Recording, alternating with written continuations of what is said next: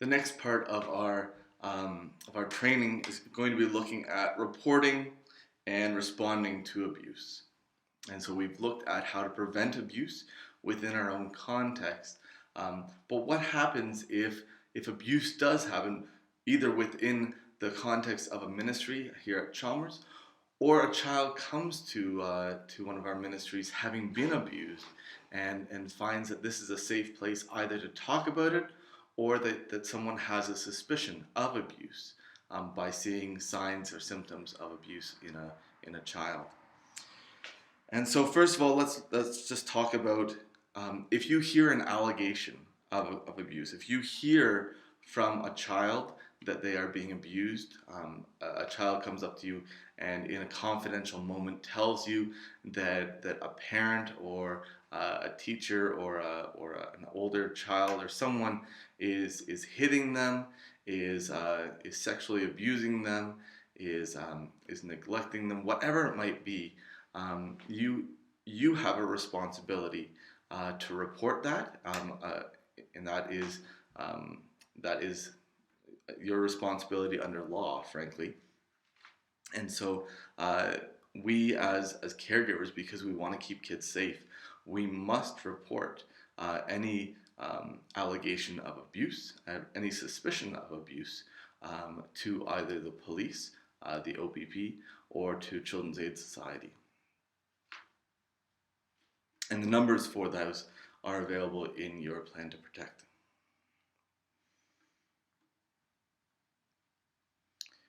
And so how do you deal with hearing a suspicion of abuse, or either hearing an allegation of abuse or having a suspicion of abuse? How do you deal with that? Well, first of all, while the child's still there, it's important for you to gather as much information as you can without asking leading questions. And so asking open-ended questions rather than yes or no questions is very important. An example being, how did you get that bruise on your arm, Tommy? Is a good question. An inappropriate question would be, did your mom do that to you, Tommy? We must never ask leading questions. We know that children have amazing imaginations, and so we should not lead them into a conclusion, but we need to ask open-ended questions in order to get more of the story.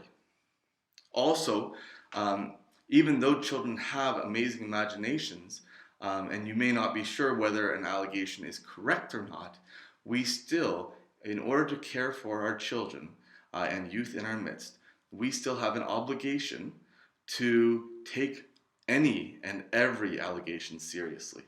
It is important and it is absolutely necessary that we take every situation very seriously and every child very seriously, and let someone else who has the authority and the training to actually investigate those type of situations to find out whether they are correct or not.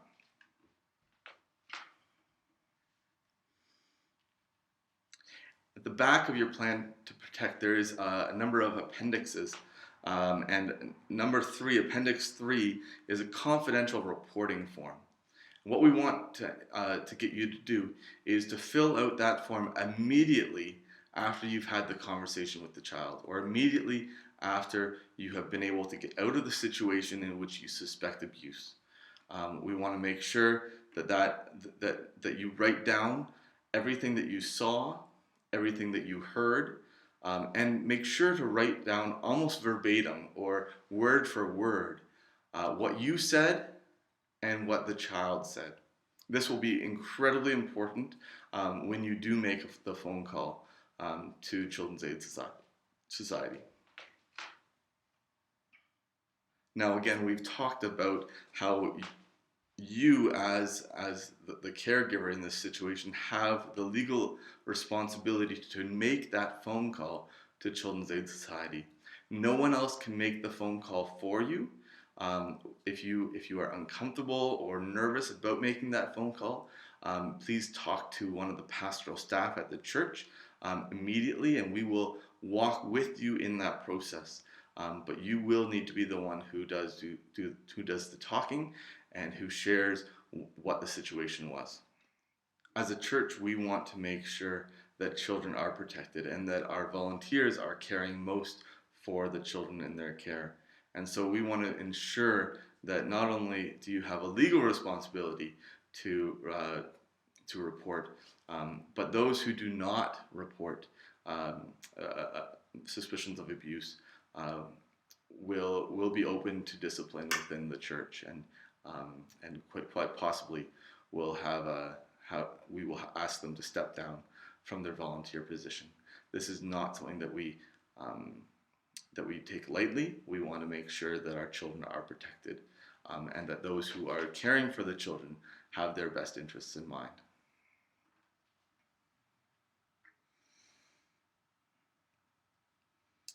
If you are suspecting abuse, or if you hear an allegation of abuse and you are going to be reporting that to CAS, you also do need to let the pastoral staff at Chalmers know. Either the board chairperson or the lead pastor needs to know, and as soon as possible. There are other documents that we will need to fill out, as well as make sure that this has been handled properly. In terms of assessing or investigating an allegation of abuse, no one at Chalmers we will not take the role of an assessor or an investigator in an abuse role, in an abuse case. That is the police's responsibility or the Children's Aid responsibility. We do not judge, and we do not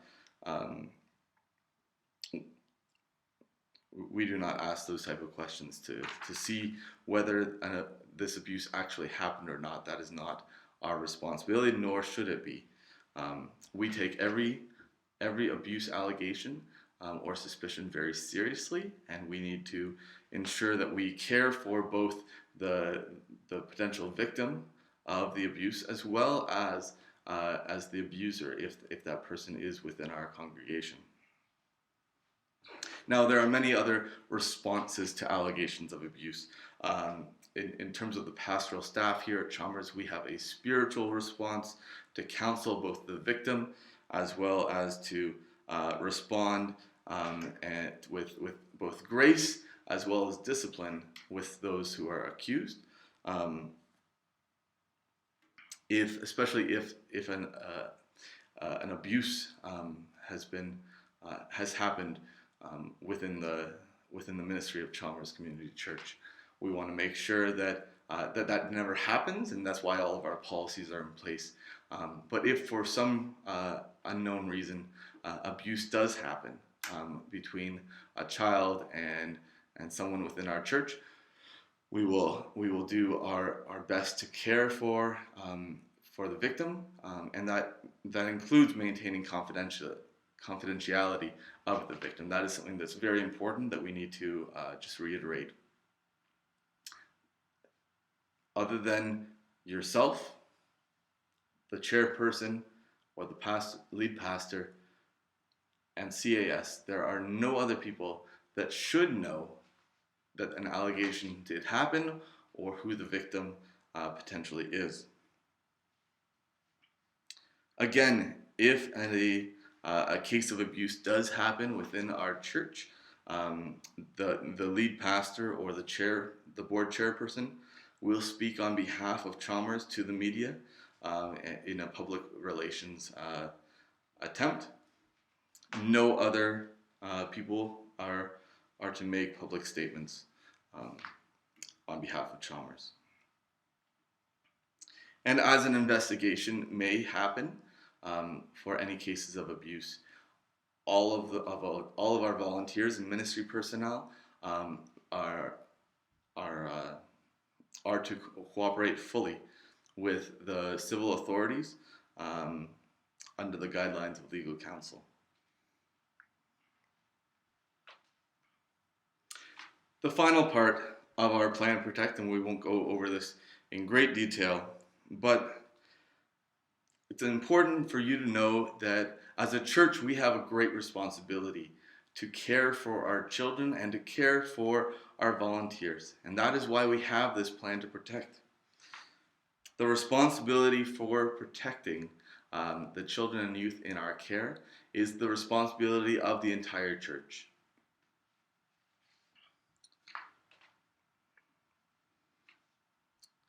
The majority of that responsibility falls on the shoulders of the board of elders as well as the pastoral staff, and that's why we will make sure that all of our volunteers are properly screened and trained. We also want to make sure that everyone has information on the plan to protect, that our families, that our parents, that our children know that there are steps in place where we have taken these steps to really care for the people in our midst. And with that, if there is anyone who is found to be in violation of the plan to protect, if for some reason you choose not to follow the plan to protect, you will be asked to step down from your ministry position.